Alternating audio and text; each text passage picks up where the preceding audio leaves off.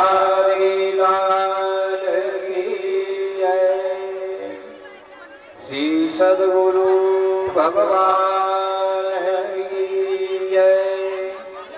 वीर बजरंग बली की जय।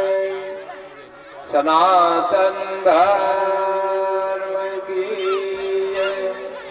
यज्ञ नारायण भगवान की जय जय श्री राधे। आज कथा का समापन हो रहा है। यज्ञ नारायण भगवान का यजन, पूर्णाहुति, गंगा महारानी की यात्रा ये संपन्न गुरु महाराज के आशीर्वाद से हो चुके हैं। और अब कथा समापन में आपको समयानुसार भगवान श्री कृष्ण और उनके परम प्रिय सखा सुदामा जी का पावन चरित्र आपको सुनाया जा रहा है। भगवान बांके बिहारी जी के चरित्रों का समापन करके 2:30 पौने 3 बजे आरती होगी। 3 बजे से आपको भगवान का महाप्रसाद प्राप्त होगा। समस्त भक्त सज्जन माताएं बहनें 3 बजे का ख्याल करके यहाँ पर बैठे।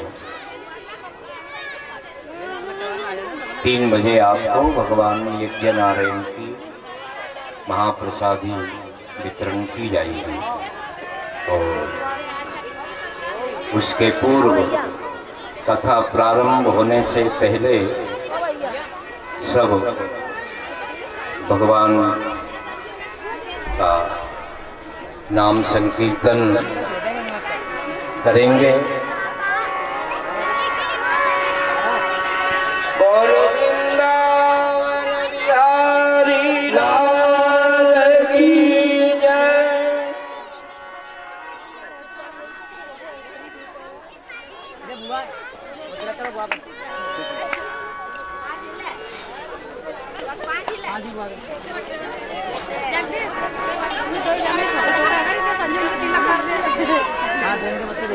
मुकुंद माधव गोविंद बोल, केशव माधव हरि हरि बोल।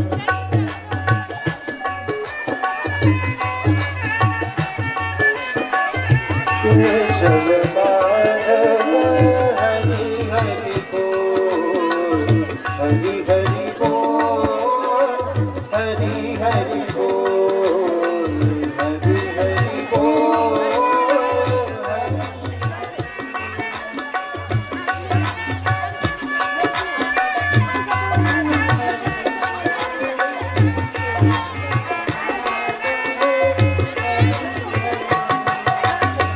हरि हरि बोल, हरि हरि बोल, हरि हरि बोल। मुकुंद माधव गोविंद बोल, केशव माधव हरि हरि बोल।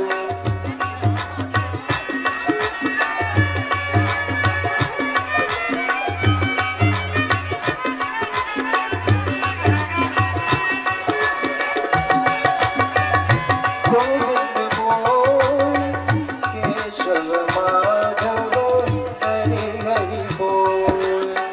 राम राम बोल,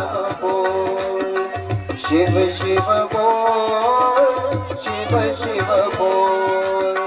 मुकुंद माधव गोविंद बोल, केशव माधव हरि हरि बोल।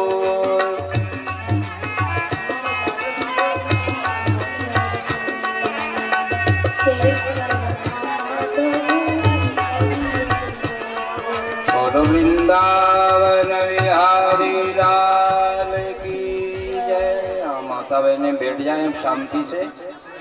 हमारे क्षेत्र के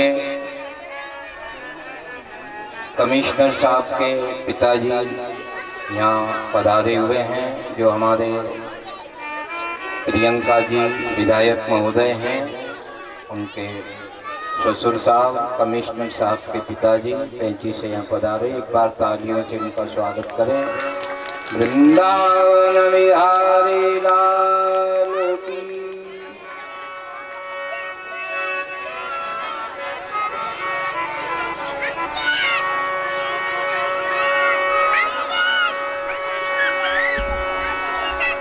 श्री यमुना के तीर गाय चरावत सखन संग, ताछवि सों यदुवीर,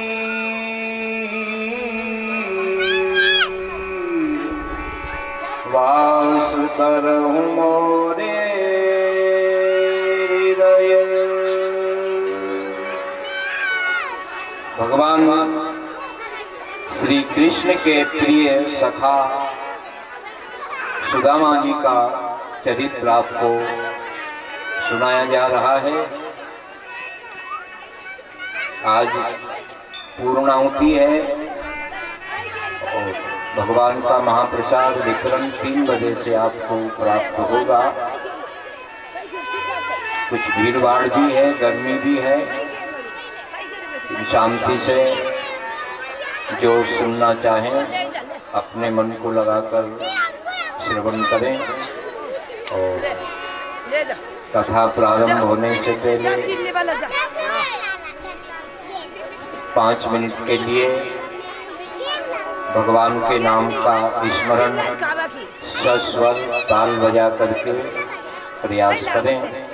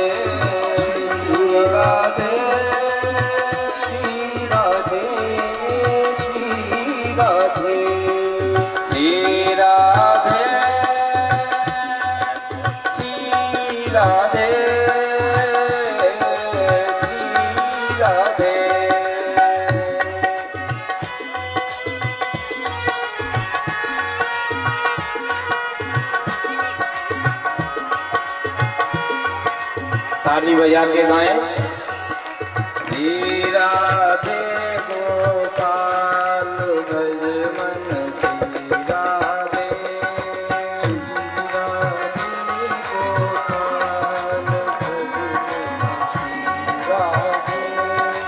भागवत का अंतिम उद्देश्य है कि भगवान का नाम संकीर्तन करने से ही कलयुग के मनुष्यों का भव सागर से बेड़ा पार होता है। इसलिए प्रेम से भगवान का नाम लेने का अवसर मिला है। प्रेम से उच्चारण करें।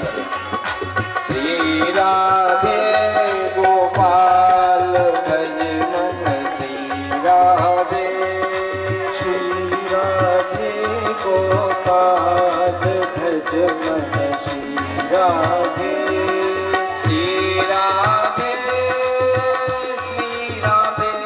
भज श्री राधे, श्री राधे श्री राधे भज श्री राधे, श्री राधे श्री राधे भज श्री राधे, श्री राधे श्री राधे भज श्री राधे, श्री राधे गोपाल भज मन श्री राधे, श्री राधे गोपाल भज मन श्री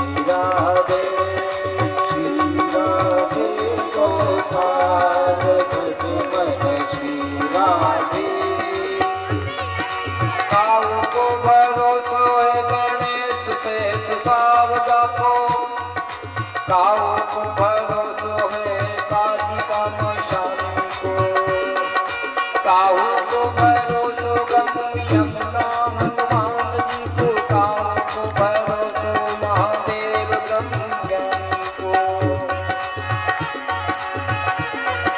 काहू को भरोसो रमा सिया लक्ष्मी को। काहू को भरोसो सिंह वाहिनी भवानी को। तन से और मन से कहे बार बार सालिग्राम। मोको तो भरोसो एक राधा महारानी को। मोको तो भरोसो एक राधा महारानी। श्री राधे गोपाल भज श्री राधे। श्री राधे गोपाल भज भज श्री राधे। श्री राधे गोपाल भज मन श्री राधे। श्री राधे गोपाल भज मन श्री राधे।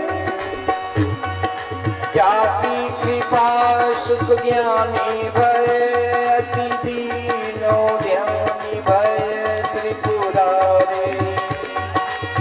जाति कृपा ते त्रिलोक धनी सुखावत श्री ब्रज चंद्र बिहारी।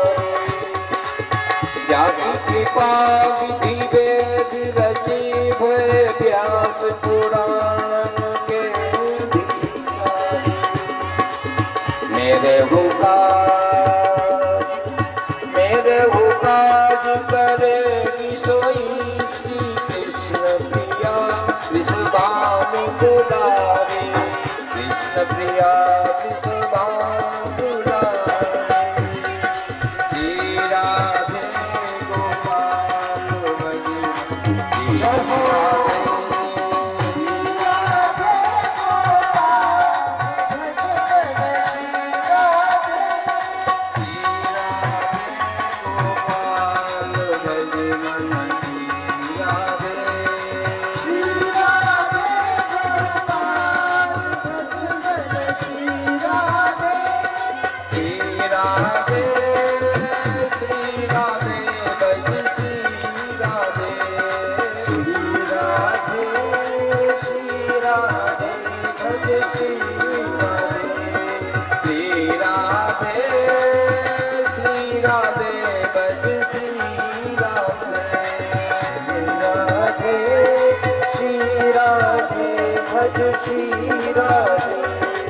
राधे राधे राधे गोपाल भज मन श्री राधे।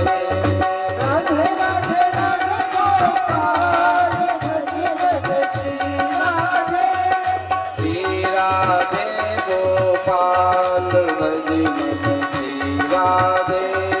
श्री राधे गोपाल भज मन श्री राधे।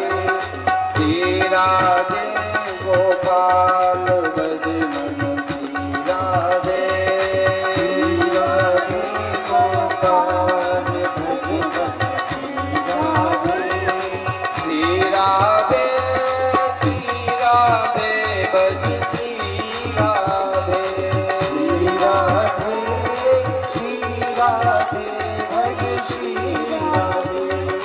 श्री राधे गोपाल भज मन श्री राधे। श्री राधे गोपाल भज मन श्री राधे। श्री राधे गोपाल भज मन श्री राधे।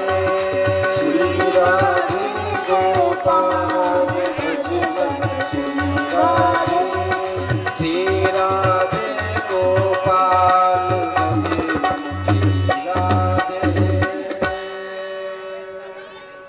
बोलो वृंदावन बिहारी लाल की। सभी महानुभाव हमारे इस समाधि स्थल पे अंतर्यामी रूप से विराजमान श्री सद्गुरु भगवान को प्रणाम करें। भागवत महापुराण प्रत्यक्ष भगवान का स्वरूप है। भागवत महापुराण को प्रणाम करें। और यहाँ जो विप्र देवता हैं मंच पर आसीनस्थ अथवा और जहाँ भी विराजमान हो, पंडित श्री रामचंद्र जी, कृष्ण गोपाल जी, श्री निवास जी, इनको प्रणाम करें। और हमारे कलाकार बंधु जो 7 दिवस आज पूर्ण हो रहे हैं, कथा में श्रृंगार प्रदान करने वाले वायलिन वादक श्री राम निवास जी एवं पेट वादक लखनलाल जी, ग्राम ढकोरा, अंतिम भैया तबला वादक कायथा से भगवान की सेवा में पधारे हुए हैं, इन सबका अभिवादन करें। और जिनकी साउंड व्यवस्था है श्री दीपक कुमार जी श्रोत्री, उनकी साउंड व्यवस्था भगवान की सेवा में 7 दिन से चल रही है। और आप सबों की श्रद्धा भाव से कुशवाहा समाज के द्वारा हमारे यजमान हैं श्री अमर सिंह जी एवं उनका सपरिवार, बड़े भाई मथुरालाल जी एवं कुछ ग्वालियर साइड से भी उनका जो पुराना समय का परिवार है, वो सभी लोग यहाँ इस आयोजन में पधारे हुए हैं। उन सभी को सद्गुरु भगवान का शुभ आशीर्वाद प्राप्त हो। हमारे ग्राम जटेरी के भक्तजन जो हमेशा गुरु महाराज की सेवा में, शुभ कार्यों में तन मन धन से सहयोग करते हैं, पड़ोस के गांव जो भी यहाँ आते हैं, सब अपनी अपनी श्रद्धा से सेवा भाव प्रकट करते हैं और सेवा करते भी हैं। तो आप सभी महानुभावों को, माता बहनों को भगवान बांके बिहारी जी की कृपा प्राप्त हो। ये माता बहनें सामने खड़ी है, बैठ जाइए नीचे बैठ जाइए। आप फोटो वोटो बाद में, भगवान की कथा सुने।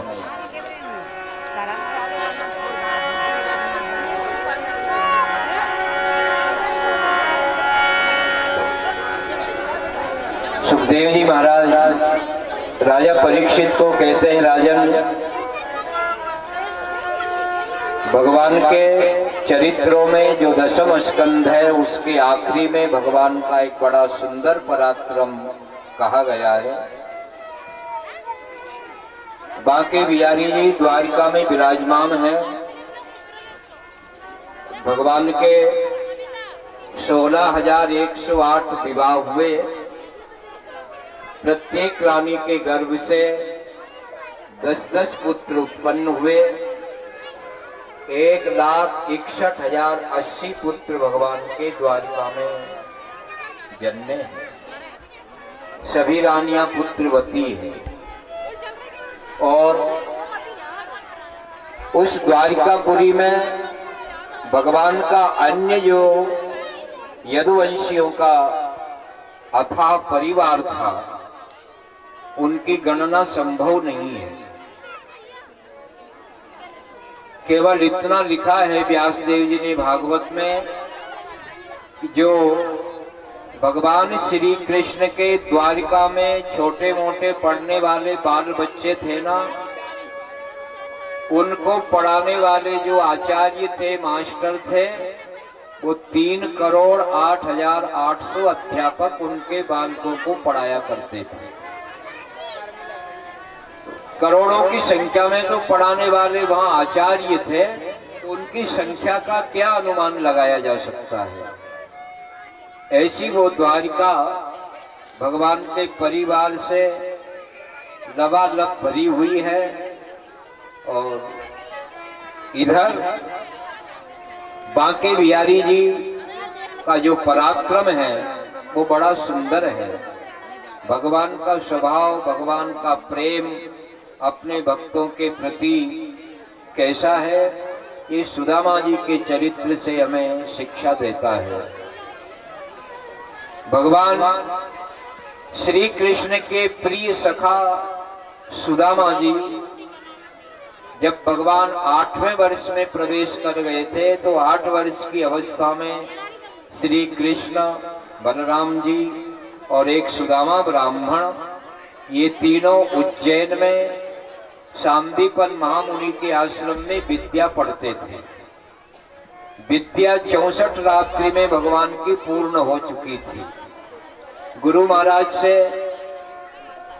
विद्या पूर्ण प्राप्त करने के बाद में श्री कृष्ण, बलराम और सुदामा तीनों शिष्यों की विदा हो रही है, क्योंकि विद्या प्राप्त होने के बाद में शिष्य अपने गुरु जी के आश्रम को छोड़ करके अपने घर चले जाते हैं। जंगल में आग लगने से उस पर बैठने वाले पक्षी पेड़ पौधों को छोड़कर भाग जाते हैं। इसी प्रकार ब्राह्मण यज्ञ करने के पश्चात दक्षिणा लेकर अपने यजमानों के घर को छोड़कर चले जाते हैं। तो भगवान की विद्या पूर्ण हो चुकी है। भगवान की गुरु महाराज ने जाने की आज्ञा प्रदान करी। भगवान श्री कृष्ण ने विद्या पढ़ने के उपलक्ष्य में मैं गुरु महाराज को क्या दक्षिणा दूं, गुरु महाराज से कुछ निवेदन किया। तो गुरु महाराज की पत्नी ने कहा कि गोविंद, एक मेरा बालक तुम्हारे ही जैसा देखने में लगता था और वो बहुत समय पहले समुद्र में स्नान करने गया था, तो वहां समुद्र की लहरों ने मेरे बालक को डुबो दिया है। मैंने सुना है कि तुम भगवान हो, समर्थ हो, तुम कुछ देना चाहते हो दक्षिणा में, तो मैं अपने उस मरे हुए पुत्र को ही देखना चाहती हूँ। ऐसे गुरु माँ का जब आदेश भगवान को हुआ तो भगवान वृंदावन बिहारी जी गुरु माँ को आश्वासन देकर, गुरु महाराज से आशीर्वाद लेकर दोनों भाई समुद्र किनारे पहुंचे। समुद्र ने भगवान का स्वागत किया। भगवान ने पूछा समुद्र से कि क्या तुमने हमारे गुरु महाराज के पुत्र को डुबोया है, वो कहाँ है, कृपया जल्दी बताएं। तो समुद्र ने कहा, प्रभु मेरे अंदर एक राक्षस रहता है, दैत्य है, वो आपके गुरु पुत्र को निगल गया है और वो अंदर समुद्र में कहीं भी छिपा हुआ मुझे नहीं मिलेगा। तो भगवान समुद्र में कूद पड़े और उस पंचजन्य दैत्य को ढूंढा। वो एक शंख में छिपा हुआ था। भगवान ने उसको जगाया, बाहर निकाला, पूछ तलाश करी और उसके उदीन को विदर्ण कर दिया, फाड़ दिया पेट को। वहां भी जब पुत्र नहीं मिला, लेकिन उस दैत्य के पेट में से एक शंख निकला जो भगवान के हाथ में रहता है, जिसका पांचजन्य नाम है। शंख को लेकर भगवान यमपुरी में गए। यमराज ने भगवान का आगमन सुनकर प्रणाम किया, वंदना की और भगवान की आज्ञा प्राप्त होने पर यमालय से गुरु महाराज के पुत्र को यमराज ने उस आत्मा को भगवान के लिए सौंप दी। भगवान ने अपनी माया से, क्योंकि शरीर तो उसका था नहीं, लेकिन भगवान ने अपने गुरु पुत्र का जैसा शरीर होगा वैसा ही बनाकर उसमें उस आत्मा को बिठा दी। और उज्जैन पहुंचे। कई वर्षों का जिस पुत्र से बिछोह हुआ था, उस पुत्र को देख करके गुरु महाराज और उनकी पत्नी ने भगवान को गले से लगा करके आशीर्वाद दिया और भगवान को कहा, गोविंद तुमने हमारी इच्छाओं को पूर्ण किया है। तुम त्रिलोकीनाथ होकर के भी इस आश्रम में आकर के विद्या अध्ययन किया। आगे चलकर संसार में लोग मुझे ये कहेंगे कि सांदीपन भगवान के गुरु थे, मुझे सब कुछ मिला है। और मैं आशीर्वाद देता हूं कि मेरे द्वारा तुमने जो विद्या पढ़ी है वो कभी नष्ट नहीं होगी। ऐसा आशीर्वाद भगवान को दिया। भगवान विदा हो गए, द्वारिका पहुंच गए। सुदामा अपने घर चला गया। विवाह शादी हुई, लेकिन सुदामा के घर में आर्थिक स्थिति बहुत कमजोर थी। छोटा सा मकान था, कुछ बाल बच्चों का भी जन्म हो गया। सुदामा की जो पत्नी थी वो बहुत सुंदर स्वभाव वाली थी, पतिव्रता थी, सुशीला नाम था। कुछ दिन गृहस्थ में रहते हुए व्यतीत हुए, लेकिन सुदामा के घर में भरपेट भोजन करने की व्यवस्था भी नहीं थी।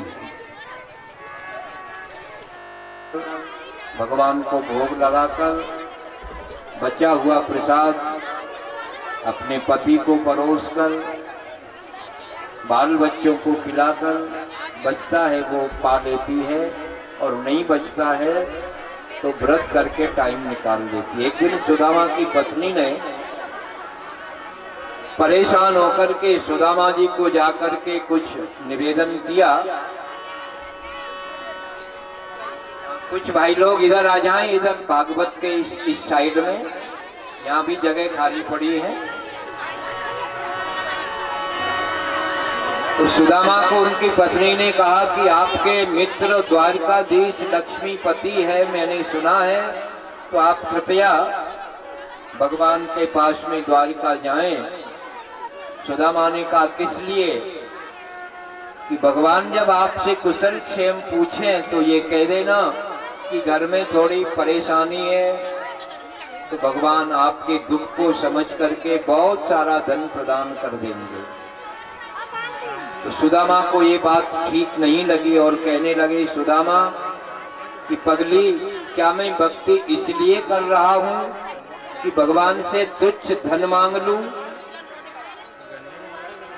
अरे देख, मैं भगवान की भक्ति करता हूँ, अपनी भक्ति में कभी कलंक नहीं लगाना चाहता। और हमारे घर में चाहे गरीबी है, चाहे दुख है, चाहे सुख है, चाहे अमीरी है, हम किसी दूसरे के आगे जाकर हाथ क्यों फैलाएं? वो द्वारकाधीश जितना वैभव पाकर के प्रसन्न रहता होगा, उतना आनंद मुझे गरीबी में आ रहा है। सुदामा की ऐसी सोच, और भक्त भगवान से कभी मांगते भी नहीं है। कबीरदास जी का एक संदेश है,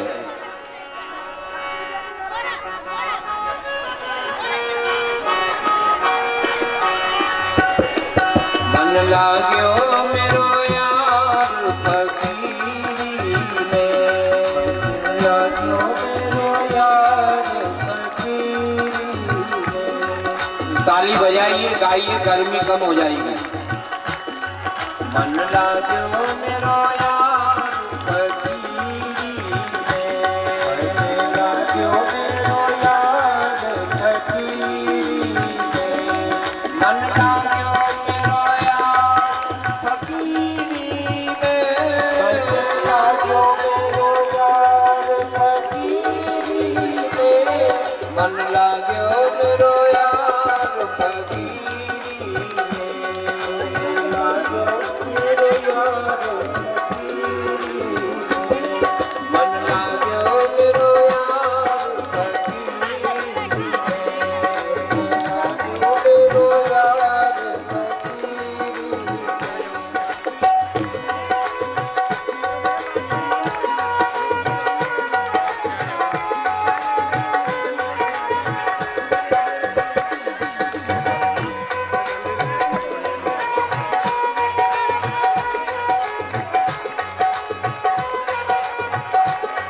मन लाग्यो मेरो यार फकीरी में, लाग्यो मेरो यार फकीरी में।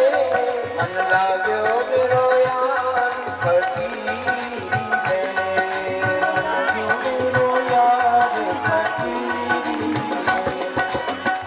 भला बुरा सबका सुन लीजिए,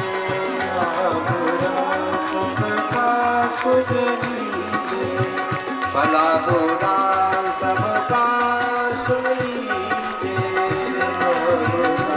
सबका सुन लीजिए, करी गुजरान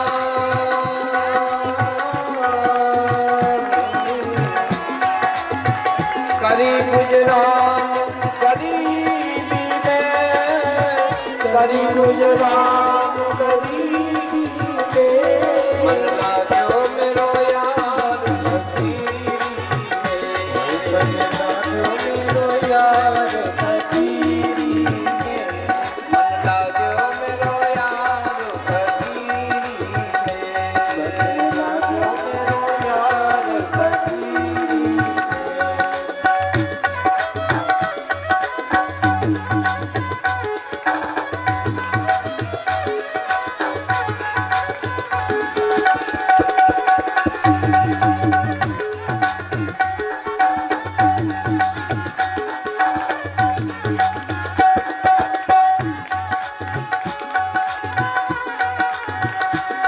मन लागो मेरो यार फकीरी में, लागो मेरो यार फकीरी में, जो सुख पायो राम भजन में, जो सुख पायो राम भजन में, जो सुख पायो राम भजन में, जो सुख पायो राम भजन में, सो सुख नाई अमीरी में, सो सुख नाई अमीरी में, सो सुख नाई अमीरी में, सो सुख नाई अमीरी में, मन लागो मेरो यार फकीरी में, मन लागो मेरो यार फकीरी में, मन लागो मेरो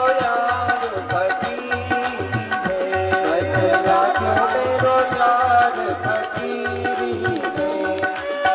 हाथ में तुम भी बगल में सोता, हाथ में तुम भी बगल में सोता, चारों दिशा जागीरी है, गिरी में, मन लागो मेरो यार फकीरी में, मन लागो मेरो यार फकीरी में, मन लागो मेरो यार फकीरी में, मन लागो मेरो यार फकीरी में।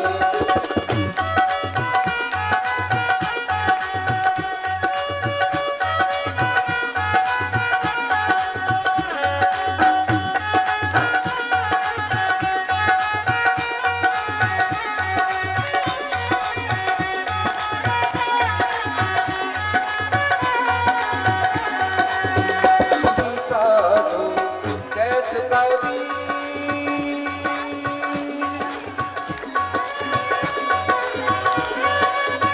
कैत कबीर सुनो भाई साधो, कबीर सुनो भाई साधो, भाई साधो सुनो भाई साधो, भाई साधो सुनो भाई साधो, साहिब मिले सबूरी में, साहिब मिले सबूरी में, मन लागो मेरो यार फकीरी में,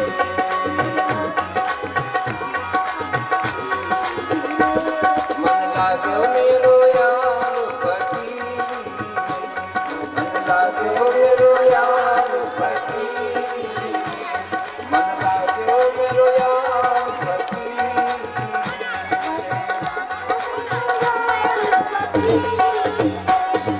वृंदावन बिहारी लाल की जय। परमात्मा की कृपा से सुशीला ने जब सुदामा को ये कहा कि आप भगवान के द्वारिका में पधार जाइए, वहां जाकर भगवान आपकी इस गरीबी को देख करके और इतना कुछ प्रदान करेंगे कि हमारे जीवन में जो परेशानियां चल रही है वो सब दूर हो जाएगी। तो सुदामा ने कहा, अरे पगली, क्या मैं भगवान से कुछ धन मांग करके अपनी भक्ति को कलंकित करूं? नहीं, मैं कभी नहीं मांगूंगा। सुदामा की पत्नी कहती, यदि आप मांगना नहीं चाहते तो कम से कम जाकर के भगवान के दर्शन तो कर लो, या फिर भगवान को निमंत्रण देकर के यहीं बुलाओ। सुदामा जी कहते हैं कि देखो, मेरे बुलाने से वो भगवान यहाँ आ तो जाएंगे, लेकिन भगवान जब यहाँ आएंगे तो वो तो एक तीनों लोकों का राजा ठहरा। उनको यहाँ आने के बाद में हम कहाँ बिठाएंगे, उनको क्या खिलाएंगे? क्योंकि वो तो बहुत बड़ा आदमी है, तीनों लोगों का मालिक है। बिना वजह हम उनको यहाँ बुला करके क्यों परेशान करें? बोले, आप ना तो यहाँ बुलाना चाह रहे हो, ना वहां जाना चाहते हो, तो कुछ ना कुछ तो करो ताकि मैं भी उनके दर्शन कर लूं। तो सुदामा ने कहा, तू आज इतना जोर से पीछे क्यों पड़ी है? ठीक है, तूने मुझे बहुत पुराने मित्र की याद आज नई कर दी। ठीक है, मेरी इच्छा हो रही है, अब तेरे कहने से मैं द्वारिका भगवान कृष्ण से मिलने चला ही जाता हूं। पर एक काम करो,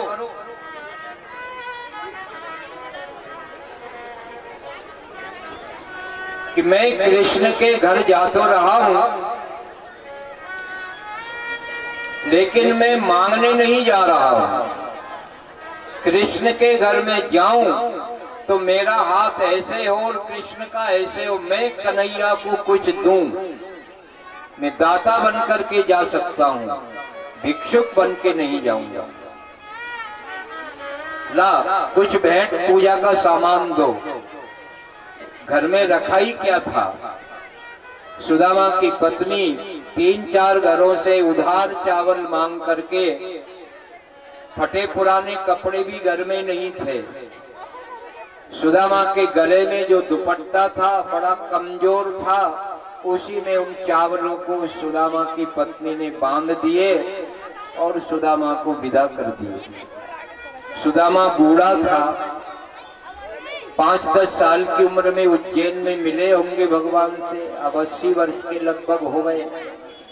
सुदामा ने सोचा, रास्ते में क्या पता वो बड़ा आदमी है, लक्ष्मीपति है, मुझ जैसे गरीब को, बूढ़े को पहचान भी पाएगा कि नहीं पहचान पाएगा। ऐसे मन में कुछ गिलानी जैसी हुई। फिर आगे वृक्ष की छाया में बैठकर विचार करने लगे कि नहीं, यदि वो नहीं भी पहचानेगा, मैं जब अपना नाम बता दूंगा तब जरूर वो मुझे पहचान जाएगा, क्योंकि वो मेरा सखा कृष्ण बहुत प्रेमी है। भगवान की याद में सुदामा ऐसे मन में विचार करता करता थोड़ी देर विश्राम किया वृक्ष की छाया में। तो सुदामा को कुछ नींद का झोंका आया। सुदामा को पता नहीं, भगवान की माया से सुदामा को नींद आ गई। फिर भी मन में ये धारणा है कि हे गोविंद, मैं तुमसे मिलने आ रहा हूं, मुझे दर्शन देना। इस भाव में सुदामा बैठा बैठा निद्रा समाधि आनंद की उसमें डूब रहा है।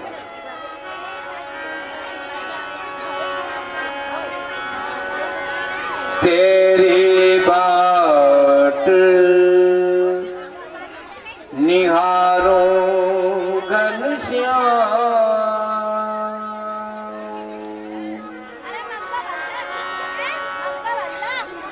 तेरी बात निहारूं घनश्याम, नैना नीर बहे, नैना नीर बहे, बात निहारूं श्याम,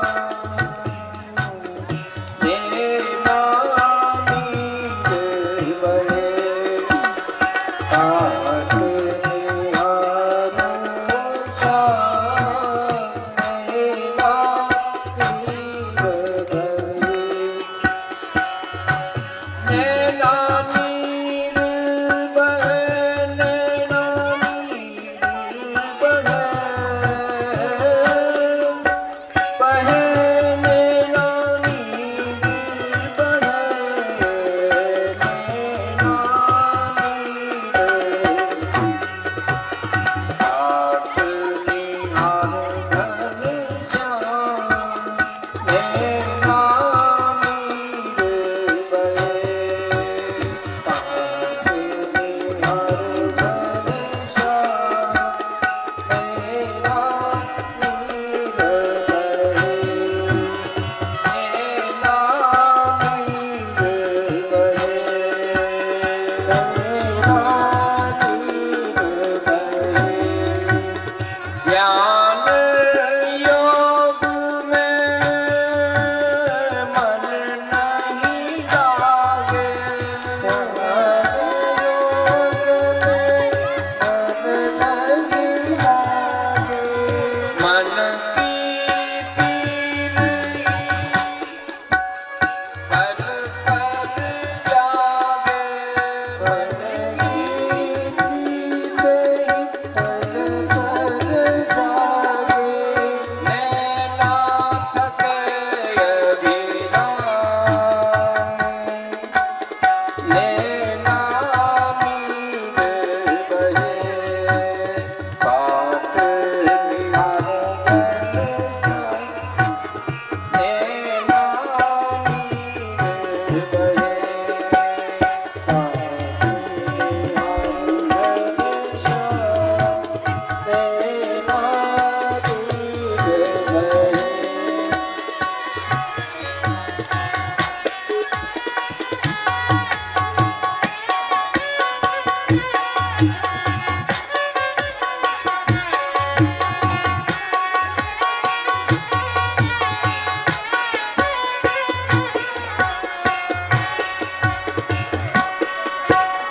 पतित पावन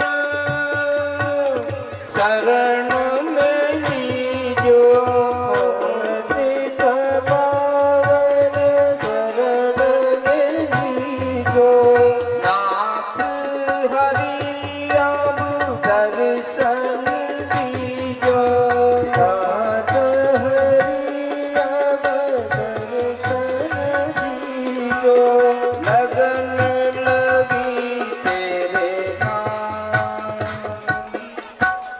लगन लगी तेरे नाम, नैना नीर बहे, बात निहारूं श्याम,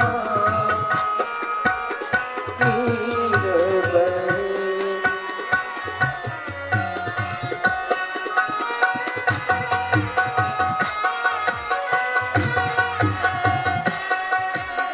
बाके बिहारी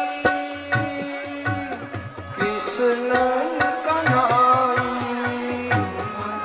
बिहारी कृष्ण कन्हाई, काहे सखे सुध बुध बिसराई, काहे सखे सुध बुध बिसराई, लगन लगी तेरे नाम,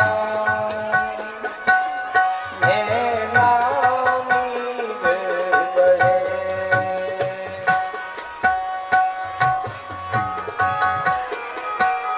नैना नीर बहे, बात निहारूं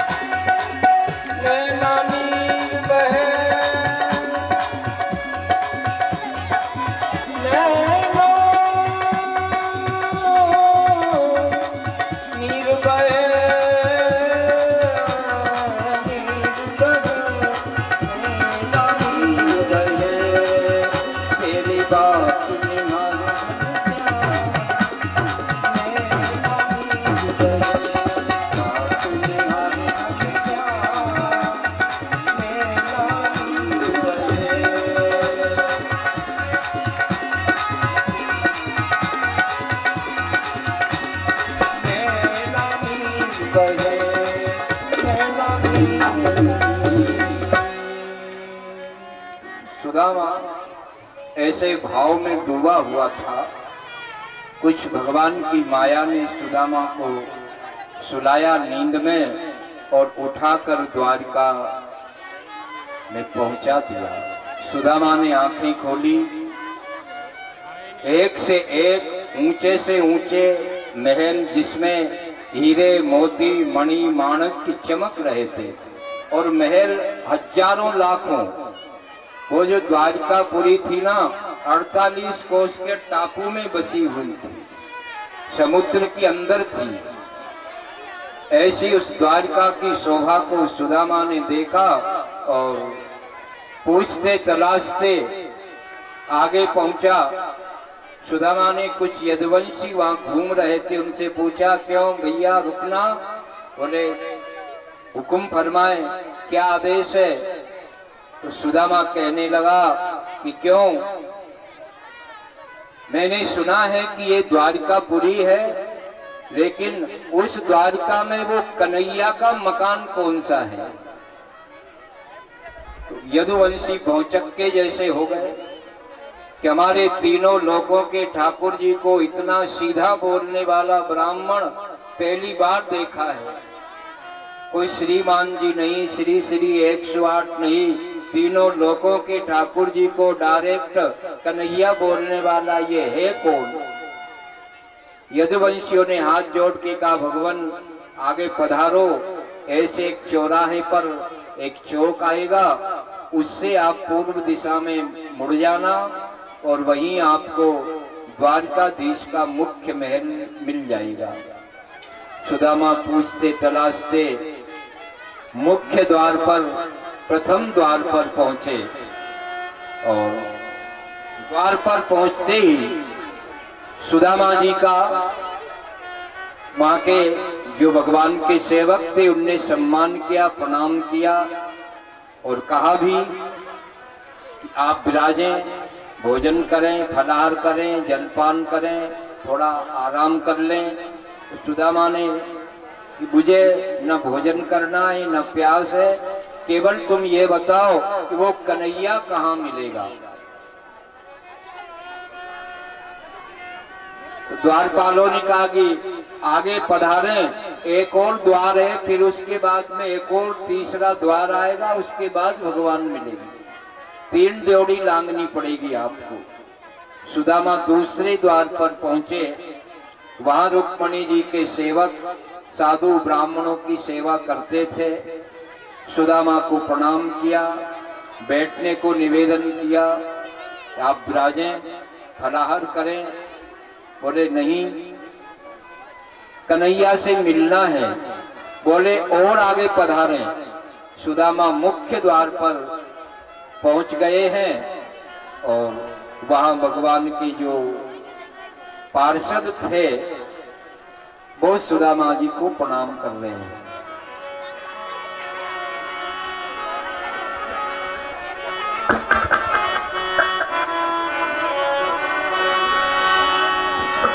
बोलो वृंदावन बिहारी लाल की जय। सुदामा जी द्वारपालों को कहते हैं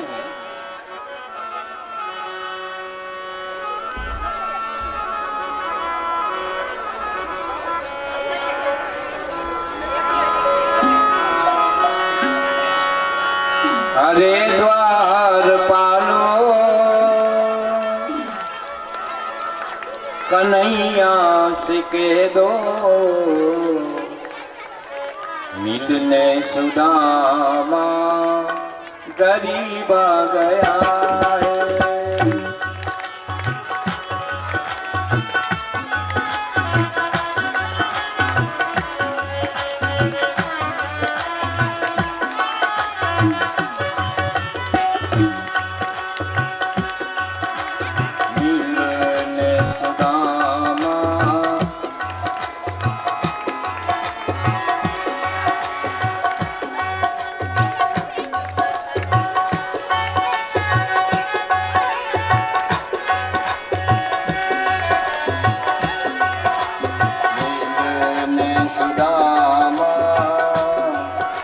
करीब आ गया है।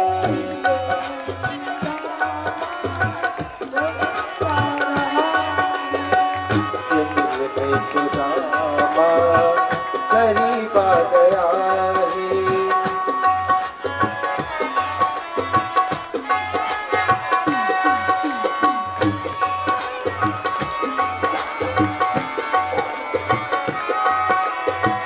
सुनते ही दौड़े चले आए मोहन, लगाया गले से सुदामा को मोहन, लगाया गले से।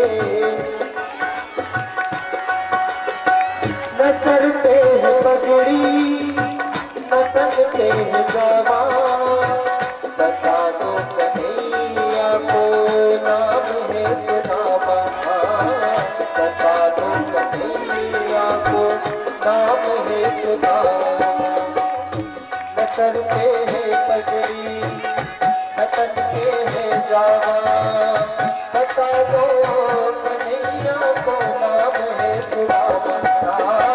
न चलते हैं पगड़ी न तनते हैं जावा, बता दो कन्हैया को नाम है सुदामा, बता दो कन्हैया को नाम है सुदामा।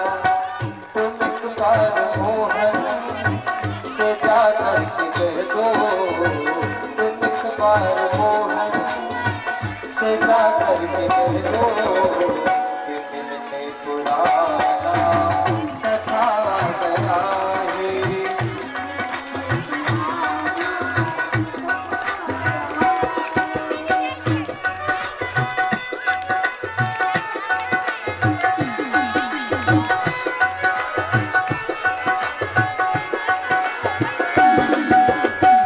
सुनते ही दौड़े चले आए मोहन, लगाया गले से सुदामा को मोहन, लगाया गले से सुदामा को मोहन। सुनते ही दौड़े चले आए मोहन, लगाया गले से सुदामा को मोहन।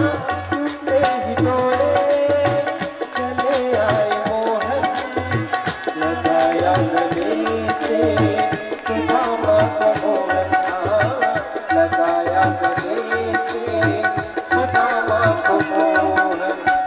हुआ रुक्मणी को खड़ा ही अचंभा, हुआ रुक्मणी को खड़ा ही अचंभा। मान के साथ तुझी बा गया है, मान के साथ तुझी बा गया है।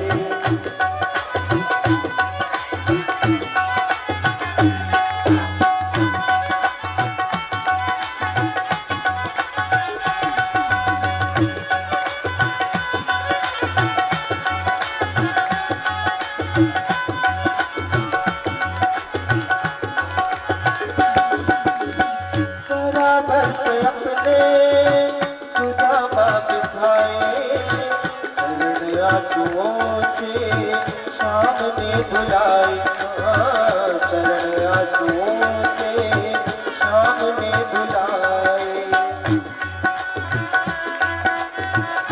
बराबर पे अपने सुदामा बिठाए, चरण आंसुओं से शाम में धुलाए। बराबर पे अपने सुदामा बिठाए, चरण आंसुओं से शाम में धुलाए, चरण आंसुओं से शाम में धुलाए। घबराओ प्यारे करा तुम सुदामा, घबराओ प्यारे करा तुम सुदामा। खुशी का समा है, खुशी का समा है, अधिकार पालो कन्हैया से कह दो, अधिकार पालो कन्हैया से कह दो। मिलने पुराना मिलने पुराना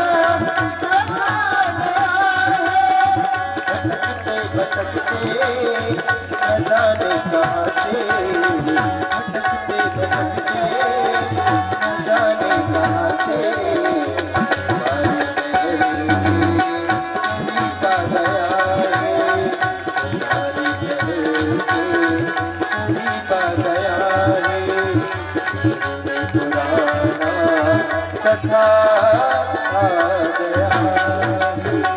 वृंदावन बिहारी लाल की।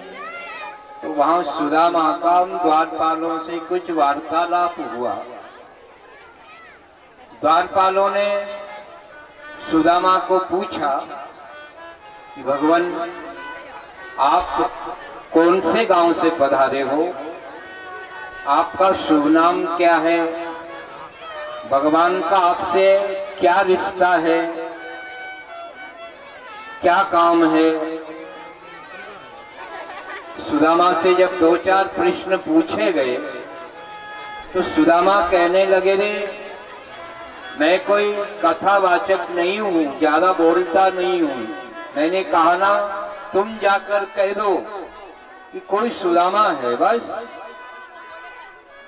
और मैं ज्यादा देर नहीं रुकूंगा क्योंकि मुझे इतना टाइम नहीं है।